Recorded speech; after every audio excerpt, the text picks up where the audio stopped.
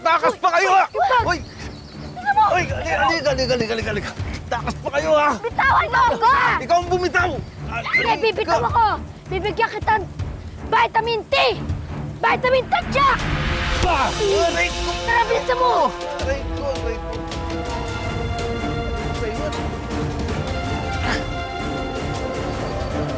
Hayaan mo na nga yun, Jose.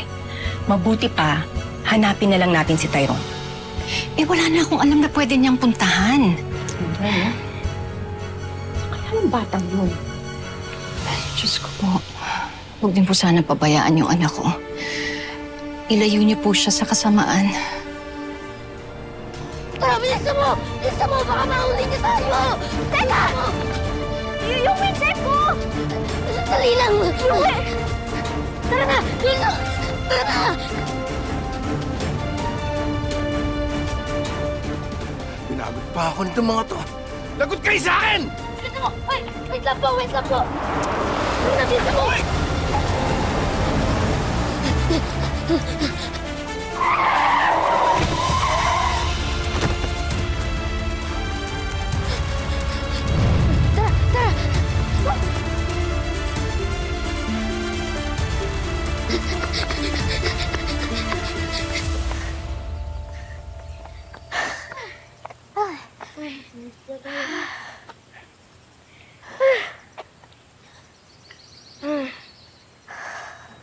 Buti na lang, di tayo naabutan ng masamang mama na yun. O, ligtas ka na. Salamat, Tyrone. Mabuti at alam mo itong rest house namin. Lagi kasi ako sumasama kay nanay. Tuwing nadi-deliver siya, nadadaanan namin to lagi. Salamat ulit, Tyrone, sa pagsama at pagligtas mo sa akin. Siguro, kung wala ka, wala ako dito. Hindi na ako nakauwi sa amin. Wala yun. Di ba nga sabi ko sa'yo, para mo na rin ako kuya. Di ko man to magawa sa kapatid ko kasi lagi naman akong inaaway. Alam mo, hindi ko makakalimutan na minsan sa buhay ko nakilala kita. Salamat, Tyrone. Salamat din, Bel. Huwag ka mag-alala. Kung kailangan mo lang ng tulong, nandito lang ako. Pwede mo ko ulit maging kuya na handa kang protektahan. Thank you ulit, Tyrone. Sana nga magkita tayo ulit. Kaso, baka umuwi na ako sa Manila. Okay lang yan. Kahit di man tayo magkita ulit agad, tumingin ka lang sa langit. Sa langit? Oo, sa langit. Kasi, kahit saan man tayo pumunta, pareho lang naman ang langit na titingnan natin eh. Kaya, para na rin tayo magkasama, kahit magkalayo tayo. Maraming salamat, Tyrone.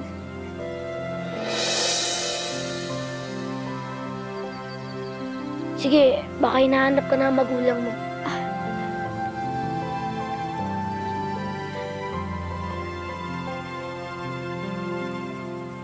Ingat.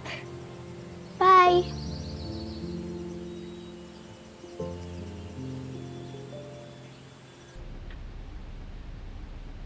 Hindi mo na ba tatawagan yung kidnapper? Hindi ko na nga makontak.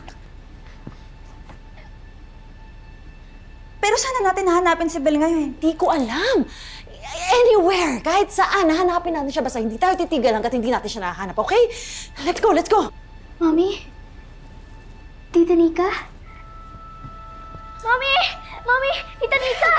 I'm here na po! Bel, anak! Bel, saan ka pumunta? Sobrang mo akong pinastress. Ate, huwag mo muna siyang pagalitan. Alamin muna natin yung nangyari. Okay ka lang ba? Paano ka nakabalik? We were so worried about you. Nakatakas na po kami, Mommy. Kami? May kasama ka? Opo, siya po yung nagligtas sa akin. Tyrone! Anak! Nakita po. Anak! Kid na! Hindi malaman sino namang engot ang kikidnap sa'yo. Anak, totoo ba yun? Opo, Nay. Nasama lang po nga ako yung batang babae po yung kikidnapin dapat. Sino yun?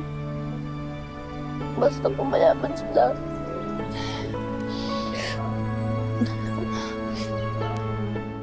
Anak, sinaktan ka ba nung kumuha sa'yo? Eh, hindi po. It's all right now. I'm sorry kasi may kasalanan din ako. Pero I'm glad nakabalik ka ng safe sa amin. Anak, huwag mo nalang babanggitin to sa daddy mo, ha? Kasi ayoko mag-worry pa siya sa'yo. Ayoko rin na mag-away pa kami. Let's just forget this ever happened, okay? Pero Mommy, what about the bad guy? What if may kunin pa po siyang ibang bata? I will take care of it. I-report ko sa police. Okay? Basta ikaw, maligo ka na, tapos uuwi na tayo sa Maynila. Ha? Sige na. Sige na.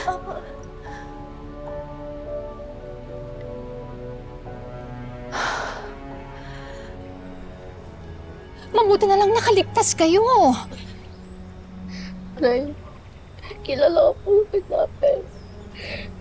Alam niya pong anak niyo po. Kilala ko nung kidnapper? Anak, anong itsura niya? Ay, matangkad po siya. Tapos, mahaba po ng konting buhok niya.